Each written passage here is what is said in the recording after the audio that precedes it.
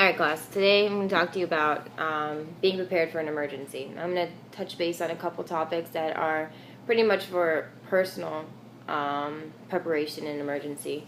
Those two being in your car, possible car accidents, stuff like that, and if you are out, by yourself, running, jogging, stuff like that. There's a few things to think about in your car. Different situations are going to foster different necessities. It's a good idea to have something in your car, like some type of little tool. They sell them. They're great to have that have a little glass punch and a seatbelt cutter. You can keep it right in your center console so it's easy to access. And in the case that you might need it, whatever your car goes into a canal, into water, and you need to get out, it's a great little tool to have. I have one in my car. Also, some form of emergency contact information should always be on you, and I'll touch again on this when I talk about out running by yourself and stuff like that. But something that, can identify you if you happen to be unconscious, and somebody that they can contact.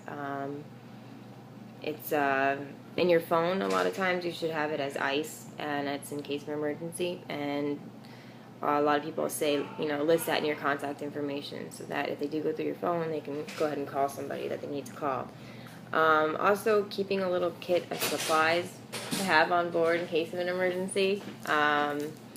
Maybe a bunch of snacks or something like that. Something where if you're stranded in your vehicle for an extended amount of time, you'd be able to supply. I know I keep myself a gallon jug of water, and there's some granola bars, stuff like that. Something just in dire situation, you'll be able to make it for a little bit. Now on the second part, going out running, exercising on your own. A lot of the people that I know, they have bracelets or something that has their name, any contact information, and any vital medical history. If they're asthmatic, diabetic, something like that. If you don't want to wear a bracelet, tuck something away, all those running shorts, or even in your sports bra if you're a female, something that has some information that somebody's going to be able to identify you if something happens. God forbid you get hit by a car, or you're allergic to bees, you get stung by a bee. You never know what can happen out there, and just have something that can help somebody else help you. I know it's hard to be prepared for everything out there, and you can't live in a bubble, but there are, certain steps you can take to help your chances for survival in case of an emergency. So, thank you.